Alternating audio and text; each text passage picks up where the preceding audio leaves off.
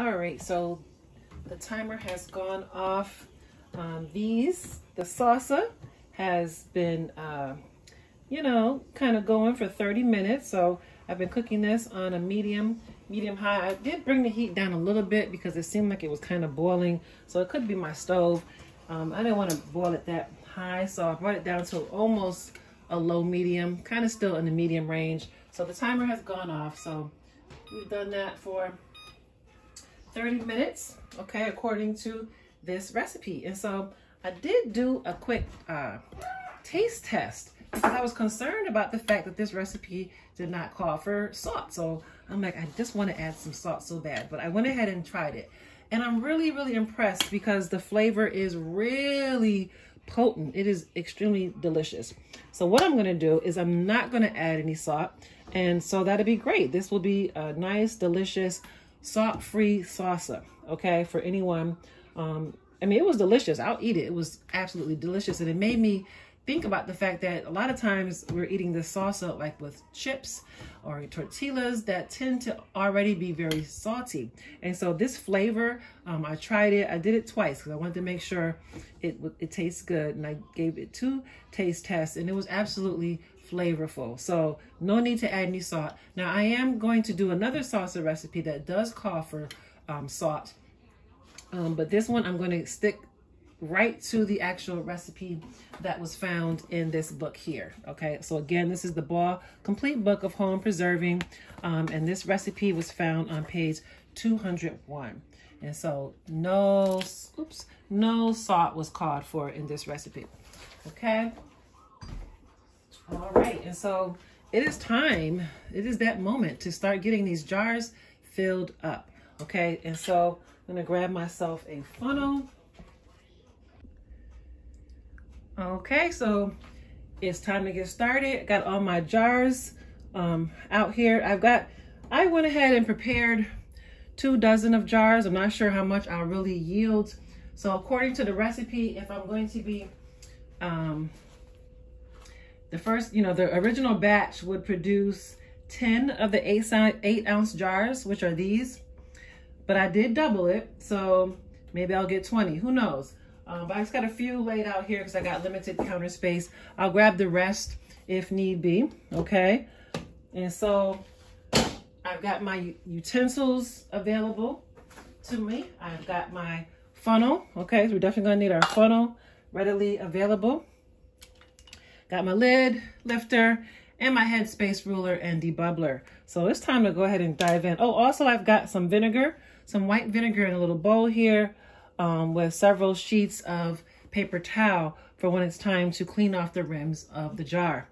Okay, so just take a little peek inside. There we are. There we are with our salsa. Looks amazing.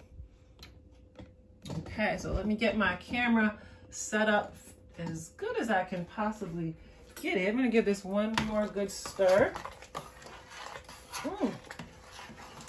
Wow. Amazing. Amazing. All right, I got my handy dandy ladle that I use only for canning. It's a nice, decent size ladle, so you can get a lot in one scoop where you have to keep going back and forth, back and forth. And I like how it has this little hook on the end because you can just kind of like leave it under, on your pot like so. You don't have to keep misplacing it because I'm constantly misplacing my ladle. I'll set it down somewhere. This way it will stay right here where I know where it's at. And you can get yourself one of these from my Amazon storefront as well. You can also get your utensil sets from my Amazon storefront. So what we're going to be doing now is filling up these jars. We're going to be filling these up to 1/2 inch headspace. So that just means I'm going to leave 1/2 inch of headspace open. So that's this notch right here, that second notch. Each notch represents 1/4 inch. And for this recipe, it's telling me to leave 1/2 inch. So it's going to be this notch here. Excuse me, 1/4 inch, 1/2 inch. So this is 1/4 inch. Let me bring you in some. How's that? Is that better? There we go. So you can see where it says the first notch here is the 1/4 inch. Then we got 1/2 inch, 3/4, and 1 inch. So I'm going to be placing this on the 1/2 inch notch. Okay, when it's time to measure. But I usually will eyeball it first. Give it a little eyeball. You know, see how it's looking first visually. Because I can kind of usually tell when I'm getting close. Because like if I look now, I can tell this is really about an inch headspace. Let me see how well you can see that. That's like a nice inch. So I'm going to add a little bit more to it. And I'm going to try to get my camera down lower so that you all can get a better view. So give me a second to do that. I'm going to set this to the side. Let me bring my camera down lower. Oh, that might work. Oh, there we go. That might be better for you all. Okay. So you see how it's, you know, it's not filled up to the very top. And so I'm going to go ahead and start filling all of them before I start to measure. And you can do each one at a time if you want. I'm just going to go ahead and do like an assembly and get everything filled first, and then I'll come back around. I do it either way. It's just usually however I'm feeling up to doing it at that time. This one I can tell is going to need a little more. But I'm just going to go through first and add all my salsa to each jar. Then I'll come back and then I will actually debubble and measure. So, ooh, I wish you all could smell it. I am loving it. Loving it. Loving it. Amazing.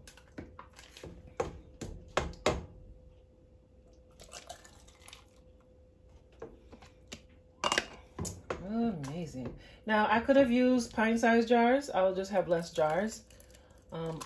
This is my first time canning salsa with these half pint-sized jars. I've always used pint-sized jars, but what I noticed is that sometimes it doesn't always get eaten in a timely fashion, and then it goes bad. And so we're all about food preservation, right? So that doesn't make any sense. So I said, I'll just use smaller jars. My household is a little smaller now because another daughter moved out. And so she was really my main salsa eater. Like she really loves the salsa. And now it's, oops, I definitely overfilled that. No problem. I'll just remove some. You can get a lot in this ladle. That's the thing. This ladle will give you a lot. Okay. So I'm going to stop there because then that way I can take some out of this one and put it over there. So let me grab a spoon that I'll need for that. Okay. So first thing I'm going to do, sometimes I will actually measure first and then debubble. But in this case, I'm just going to go ahead and start debubbling first so that things can move around, because the nature of this recipe is kind of juicy and chunky. So once I start to debubble, it's going to move things around. So I might as well go ahead and do that now. So that's just the process of using this end of this tool and going up and down a few times around of the interior of the jar and the food. Now, some people will actually take it and spin it around. I don't really do all that. I usually just kind of go around the interior of the food, but you can, depending on what type of food it is, if you feel that there may be some air bubbles hidden in there, you can just kind of bounce inside as well. But definitely make sure you get around the interior of the jar and the food. Okay, now see how things kind of really move down? All right, let me back up a little bit. And so now I'm going to just wipe it off, and I'm going to measure now. So I'm going to place this notch here. And what I'm doing is I'm looking for the tip of the food to touch right at the tip, the top of the food, the top of the food to touch the tip here. Okay, so you don't want the food to come above this tip, and you don't want it to be below. You want it to be dead on. And so in this case, it looks like I'm dead on. All right, so can you guys see that? See how it's touching right at the tip of the food? That is what you want. So that looks good. So I'm going to move on.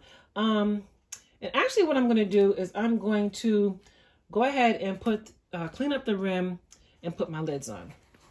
Now, you don't have to do it this way. You could just go and start measuring each one, then come back and put your lids on. In this case, I'm going to actually start putting my lids on one at a time. That's just how I like to do it. but I don't always do it this way. So here's my vinegar water. I'm going to dip my paper towel in. You can use gloves if you prefer. Make sure you squeeze out all that vinegar, by the way. You can put on gloves because sometimes that vinegar water, you know, can irritate your hands. Or if you think it's a sanitation issue, this food is for me.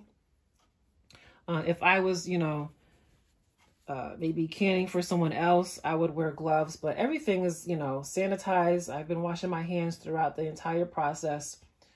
Okay, so, and it's just a little difficult for me when I use the gloves. It gets a little clumsy for me. All right, so as you can see, when I first wiped, I got some residue on there, right? So we want to make sure we remove that residue. That's the reason for this process, so that our lids have a better chance of properly sealing, okay? We don't want any residue that could come between the jar and the lid that could prevent it from sealing, okay? So now I'm going to go ahead and toss this, and I'm going to grab my lid lifter, and my lid lifter has a little magnet on the tip there. So I'm just going to go over here and grab a lid out of my, I just got them here waiting for me. So I just grab one and just place it there. Just center it onto the mouth of the jar. Okay. And then now I will grab a band. And just kind of grab it from the side. So the idea for the magnet is just, you know, less chance, or, you know, you don't have to actually have your fingers touching, you know, too much on the surface of the under area of the lid, you know, just more of a sanitation issue. Also, when you're getting these out of hot water, you know, your hands don't have to come in contact with the hot water. A lot of people will actually place these in hot water, like really hot water, in a nice huge pot, but then it's difficult to get out. So this magnet comes in handy because you can just dip right into that pot and lift it out without your hands coming into contact with it. All right, so I'm gonna have to wash this off really quickly because I just dropped it. You don't want that, okay? All right, so this one is good to go. Now I could go ahead and add this to my canner, get it out the way. So let's just do that. I'm just gonna do one just to show you what it looks like, what that process will be. So let me lift my camera up a little bit. So this is my jar lifter, okay? Always put the rolly part on your hand. You're not gonna go this way. You're gonna go this way. So the rolly part goes in your hand, okay? And you're gonna maneuver it in a way that you can lift up your jar and place it right into your canner. So I'm gonna take this lid off really quickly. Okay, so my rack is still in the upright position, ready for me to start adding some jars to it. So I'm gonna grab my first jar, okay, and just go ahead and place that in onto the rack inside my canner. Okay, I know it's a little distant here. Let's see if I can get over closer for you. Okay, there you go. All right. Excuse my messy floor. I've been chopping and dicing veggies and stuff, so haven't had a chance to clean up my floor yet. A little messy in the kitchen. It gets messy in the kitchen. All right, and so I'm going to continue this process. So I'm going to move on to the next jar, and I'm going to debubble. Here we go. Go around a few times. Pop in the middle a few times, you know, because this is pretty chunky, so we don't want any air bubbles hiding in there. And now I'll flip it over and do the same thing, measure to see if I need to either add more or take away. Sometimes you have to take away because you add too much. All right, so everything looks good. I got my paper towel. I'm going to go ahead and dip this into my white vinegar, squeeze it off very well. Open it back up, okay, and then go ahead and proceed to wiping. You see that? Oh, let me see, I'm not sure, well, you can see that, but there. See, there's some sauce on there, some salsa. There it is. Okay, so I'm gonna flip it to the other side. and wipe it again. So you want it to come nice and clean before you put the lid on. Okay, I still see some residue on this one, so I'm gonna get another paper towel all together, because, you know, there's no sense in risking your lids sealing. That's what this whole thing is all about. You don't want to do all this work and then your lids don't seal because you failed to properly clean the mouths of your lids. All right, so that one is nice and clean. So I've got my lid lifter. I'm going to go ahead and grab another lid. And by the way, I'm using For Jars brand. Not sure if you can see that. These are the For Jars lids. I've been using them for quite a while now, and they're working very well for me. So there are other brands that we have been more familiar with, but this brand is up and coming. And if you're interested in trying these out, the For Jars brands, you can visit the link and order you some and give them a try, and use my discount code Colette 10. So it's COLETTE 10 to get an additional 10% off your entire order when you order those lids. So that's how much I like them. I actually, you know, stand behind them at this time. If I hear otherwise, you all will be the first to know. Okay, so here we go. Into the canner it goes. Now, sometimes, you know, you might want to, if you're comfortable using your hand to put them on there, that's fine. But this stuff is still kind of hot because it just came out of this pot. So that's why I am definitely still using my jar lifter.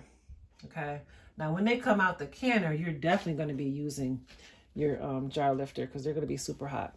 Okay, so here we go. We're going to go ahead and complete this process. So, you know, this one looks like I might need to add a little more because once I started debubbling, the salsa seemed to go down a bit. Let me just see. Yeah, I think I need a little bit more. So I'm going to take my little spoon here and grab just a little bit and add. Okay, so that, I think I could stand for just a little bit more again. Let's see how this goes. Yeah, perfect. Now in this case, the tip of my headspace ruler is actually dipping down into the food. You can kind of see the sauce, right? See where it's a little wet there? It's actually dipping down into it. So this is overfilled. So I'm gonna need to remove a little bit.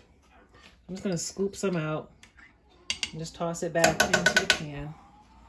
Okay, and I'm just gonna like even things out again and then give it another measure. Okay, so that's better. That's perfect. Okay, so anytime that you go over, you want to remove whatever it is. If it's a liquid, if it's a food, doesn't matter. You want it to be proper measurement. And so, yeah, there we go. There's the residue. Okay. 1, 2, 3, 4, 5, 6, 7, 8, 9, 10, 11, 12, 13, 14 jars. Okay, in they go.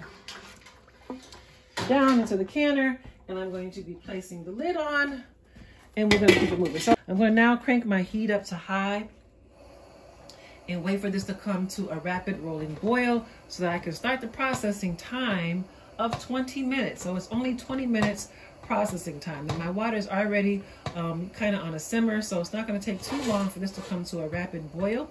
Meantime, I've got 2 jars left over that, to be honest, I'm not going to take the time out to, no, I have 3 jars left over, but I'm not going to take the time out to can these. I'm just going to refrigerate them, and they'll last probably about a good week because, you know, they're tightly secure.